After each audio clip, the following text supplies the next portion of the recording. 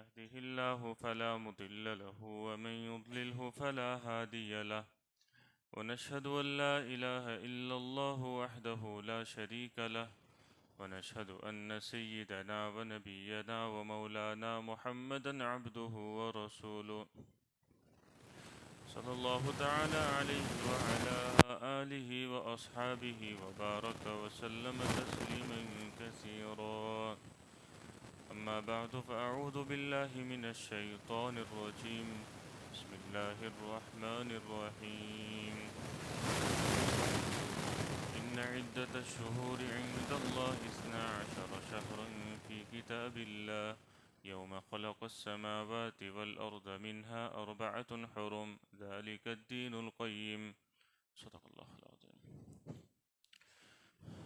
میرے محترم بھائیوں اور دوستو، اسلامی ہجری مہینوں میں دوسرا مہینہ سفر کا مہینہ ہے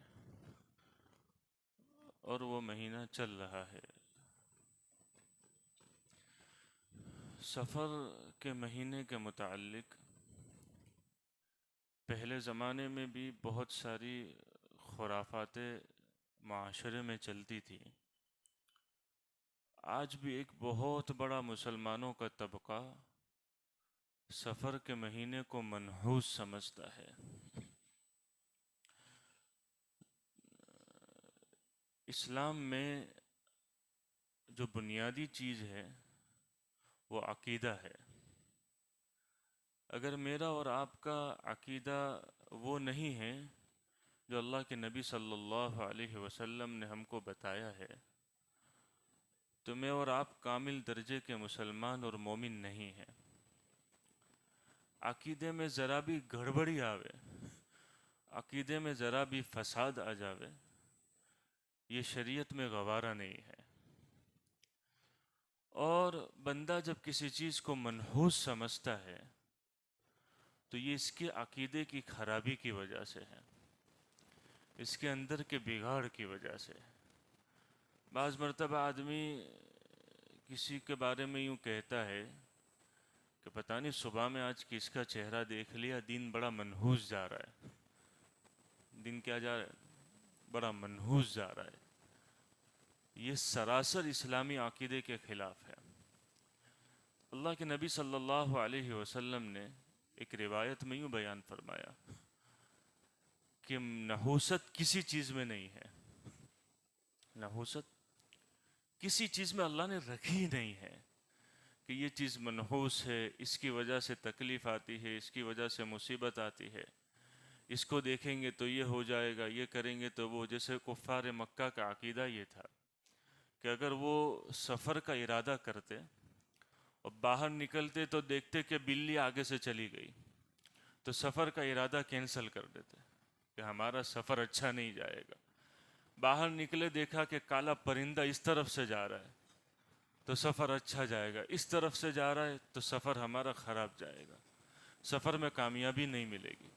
اس طرح کے باطل عقیدے ان کے اندر پیوست تھے، اور بھی بہت سارے باطل عقیدے۔ اسی طرح سفر کو لے کر بھی ایک عقیدہ پیوست تھا۔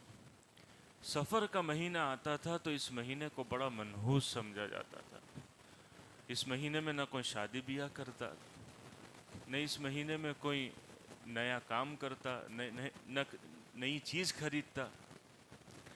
زمانے کے گزرنے کے ساتھ ساتھ وہ عقیدہ تو نہیں رہا مضبوط جو ان میں تھا، لیکن اس سفر کے مہینے کے ہمارے یہاں آنے پر مجھے اتنا اندازہ نہیں تھا کہ ہمارے یہاں بھی بہت ساری چیزیں ابھی بھی چلتی ہیں۔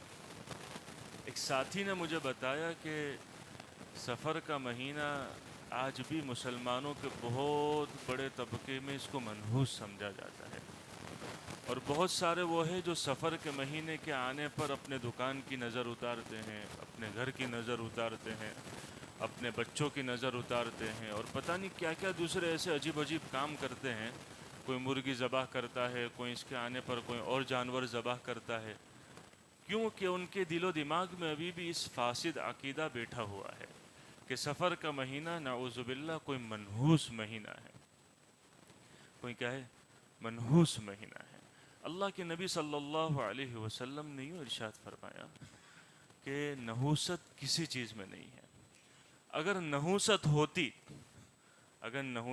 تو آپ نے 3 چیزیں ذکر فرمائی.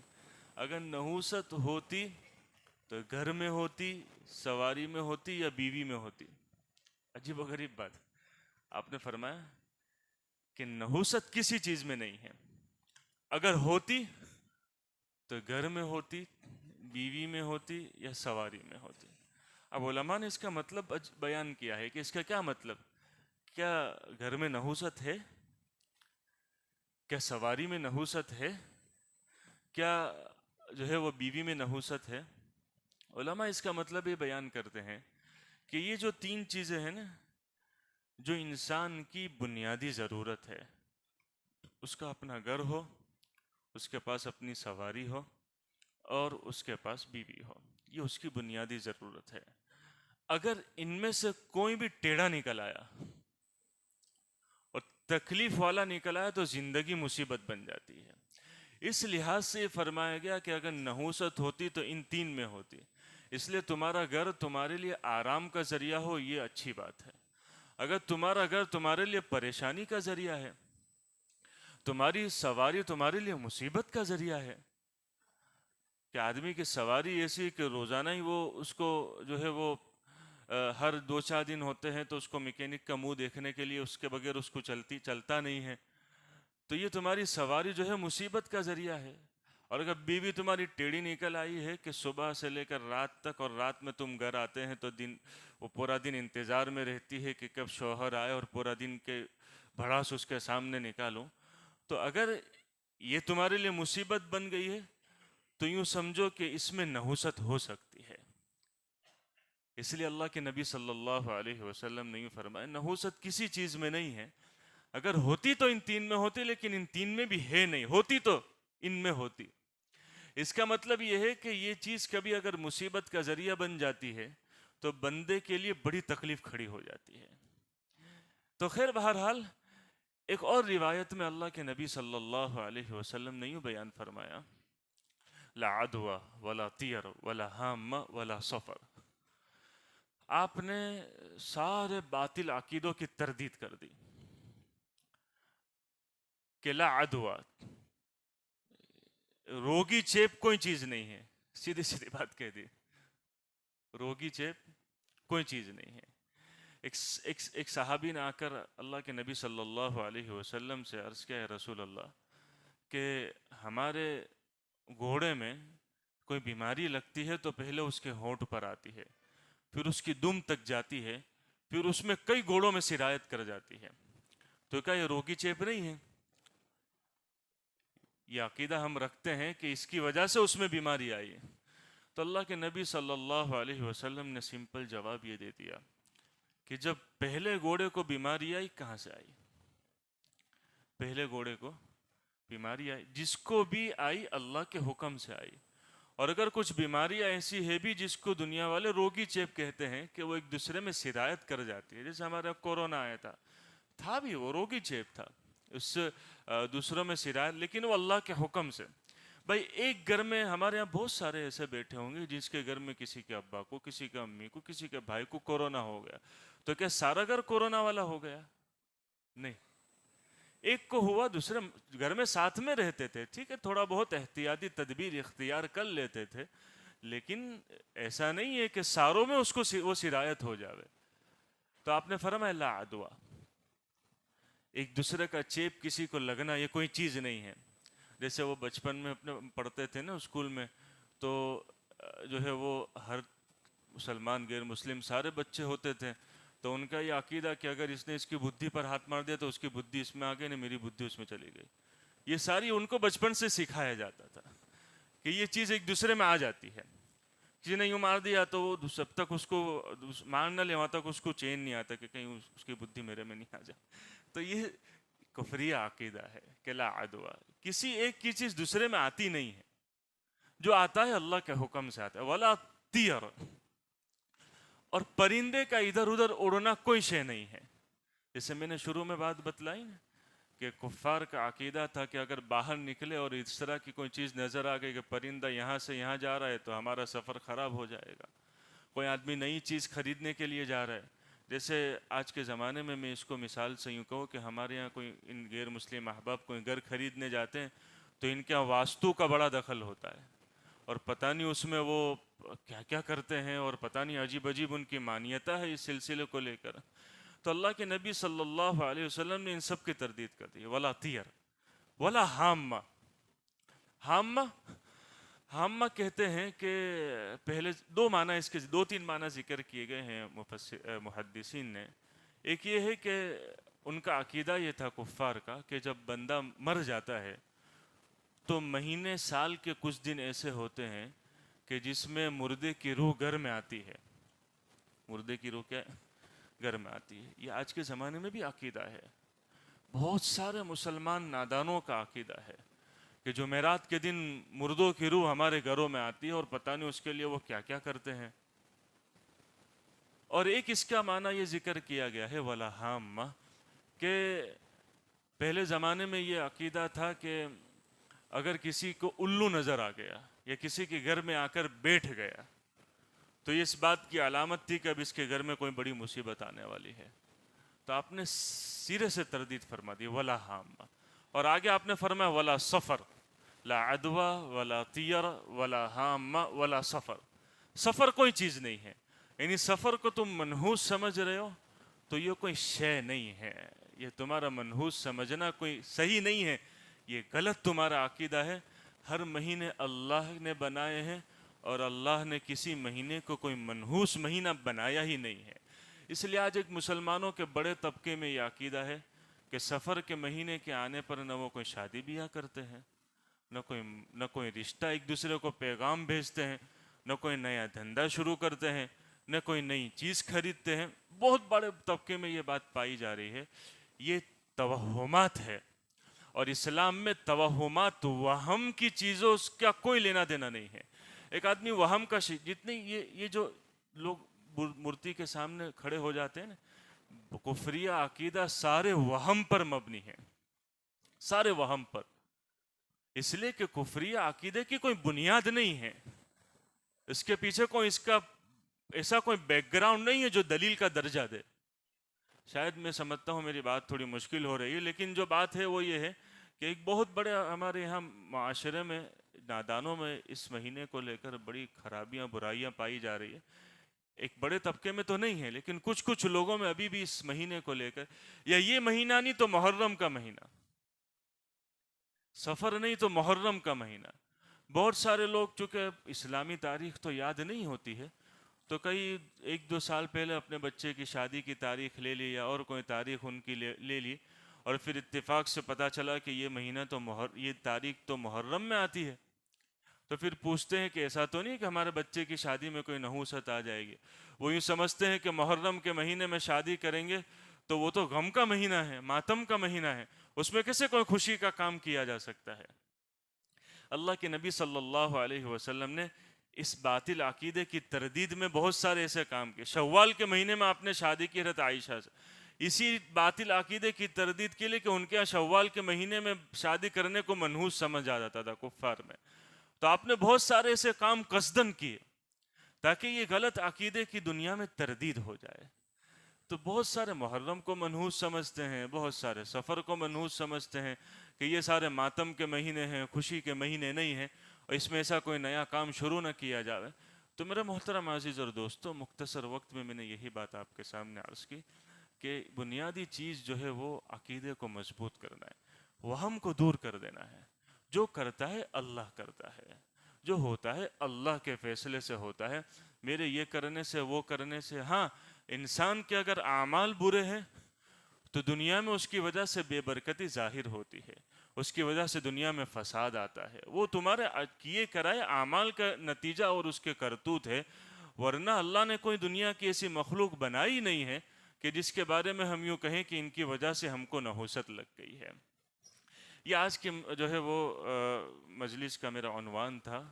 اور ایک بات جو ہے وہ ضمناً یہ عرض کرنی ہے کہ ماشاءاللہ ہم سب جانتے ہیں کہ ہمارے ہاں سورت میں ایک بہت بڑی مسجد بننے جا رہی ہے. آپ لوگوں نے پہلے بھی یہ بات سنی ہوگی کہ ہمارے یہاں ایشوری علی بازار ویڈ روڈ پر ایک بہت بڑی مسجد بننے جا رہی ہے سورت کی، جو تقریباً جو ہے وہ 6,500 وار پر بنے گی. اس میں پروجیکٹ میں مسجد بھی ہے، مدرسہ بھی ہے، اور پتہ نہیں اور بھی کچھ سکولز اور ان کے پلاننگ میں ہے. لیکن ایک بہت بڑا پروجیکٹ ہے. یہ مسجد جو شہر کی بنے گی، یہ شہر کے ہر مسلمان کی مسجد ہے. اس لیے کہ ہمارے شہر میں ایسی کوئی بڑی مسجد نہیں ہے. ہم گودرا جاتے ہیں، وہاں بڑی مسجد ہے. بہت سارے دوسرے علاقوں میں جاتے ہیں، ان کی شہر کی ایک بڑی مسجد. بڑی مسجد کا کیا مطلب کہ اگر پورے شہر لیول پر کوئی پروگرام ہو تو سارا شہر اس میں جمع ہو سکتا ہے. آج ہمارے پاس سورت میں ہمارے بزرگان دین تقریباً 15-20 سال سے اس کی کوشش میں لگے ہوئے تھے کہ سورت کو اس پاس ایسی کوئی بڑی مسجد ہو. اللہ کی شان، چاہے لیٹ ہوتا گیا اور مہنگی جگہ ملی لیکن مل گئی، اور اللہ نے آدھا کام آسان کر دیا. تو یہ مسجد جو ہے نا، مسجد ہم سب کی بنیادی ضرورت ہے. اللہ کے نبی صلی اللہ علیہ وسلم جب ہجرت فرما کر مدینہ تشریف لے گئے، قباء میں آپ کا چند دن قیام رہا، پہلے مسجد بنائے. ہمارے گھر سے پہلے اللہ کے گھر کی فکر. مدینہ منورہ تشریف لائے تو اپنے گھر کی فکر نہیں کی، پہلے کہ بھائی مسجد کہاں بنے گی. اپنے گھر سے پہلے مسجد کی فکر. اس لیے کہ مسجد اسلام کے قلعے ہے. مسجد کیا ہے؟ اسلام کے قلعے ہیں. یہاں ہی ہمارا ایمان محفوظ رہتا ہے، ہمارے بچوں کا ایمان محفوظ رہے گا. میں نے ایک بات دیکھی، جس گھر کے قریب جس مسجد ہوتی ہے نا، جیسے کہ میں اپنی مثال لوں، میں پہلے ایک جگہ رہتا تھا تو وہاں مسجد کچھ فاصلے پر تھی، روڈ کراس کر کے مسجد جانا پڑتا. تو میرا 6-8 سال کا بچے کو میں نہیں بھیجتا اکیلا. اب مسجد نیچے آ گئی، آپ بلڈنگ سے نیچے اترو، نیچے مسجد ہے. تو بچے اکیلے چلے بھی جاتے ہیں، نمازوں کے پابند بھی بن جاتے ہیں. کیوں؟ کہ اب ان کے لیے مسجد جانا، اور ماں باپ کو بھی بے فکر ہو جاتے ہیں کہ مسجد جا رہے ہیں. اور اگر ان کو چھوٹے بچے روڈ کراس کرے جائیں گے، ظاہر ہے نہ ماں بھیجے گی نہ باپ بھیجے گا. تو مسجد اگر ہمارے ہر گلی، ہر محلے، ہر علاقے میں ہوگی، ہماری نسلوں کا ایمان محفوظ رہے گا. اس لیے ہر گلی، ہر محلے، ہر علاقے میں مسجد کی بہت زیادہ ضرورت ہے. ہمارے اسی علاقہ بھی بڑھ رہا ہے. کسی زمانے میں اللہ جزائے خیر دے، بہت سارے لوگوں نے مسجدیں بنا دی. اب نئی مسجدیں نہیں بن رہی ہیں. میں بہت سارے اپنے ساتھیوں کو کہتا ہوں، ہمارے اس علاقے میں اس وقت 5-6 مسجدوں کی نئی ضرورت ہے، جو ہر محلے، ہر گلی میں بننی چاہیے. لیکن ہمارے اندر بے حسی ہے، ہم اس کے بارے میں سوچنے تیار نہیں ہیں. جن لوگوں نے کسی زمانے میں مسجدوں کے لیے جگہ وقف کی، اس زمانے میں اس کی وہی قیمت تھی جو آج کے زمانے کے حساب سے ہے. تو ایک بہرحال یہ میں دوسرے ٹریک پر جا رہا ہوں، مسجد ہماری بنیادی ضرورت ہے. اور یہ جو ہمارا پروجیکٹ بننے جا رہا ہے، یہ سورت کے ہر مسلمان کا ہے. اس لیے اس میں ہر مسلمان کا حصہ لگنا چاہیے. کوئی بھی مسلمان خالی نہ رہے جس کا بڑی مسجد میں حصہ نہ لگے. ہمارے استاد مفتی عارف صاحب رحمۃ اللہ علیہ، بہت سارے لوگوں نے دیکھا ہوگا، راندر حجیرہ مسجد کے امام تھے. وہ ان کے پاس ہم نے ابو داؤد شریف پڑھی، مسلم شریف پڑھی. وہ ہم کو یوں کہتے تھے کہ بیٹا جب مسجد کا اعلان ہونے تو تمہارے جیب میں 10 روپے ہو تو 10 روپے بھی لگا دو. کیوں؟ کہ یہ تمہارا 10 روپے لگانے کا ثواب قیامت تک ملے گا. اس لیے کہ مسجد قیامت تک رہے گی، اور وہاں دین، ایمان، نماز سارے کام ہوتے رہیں گے، اور قیامت تک تمہارا حصہ اس میں چلتا رہے گا. مسجد کے اعلان کو کبھی معمولی مت سمجھو.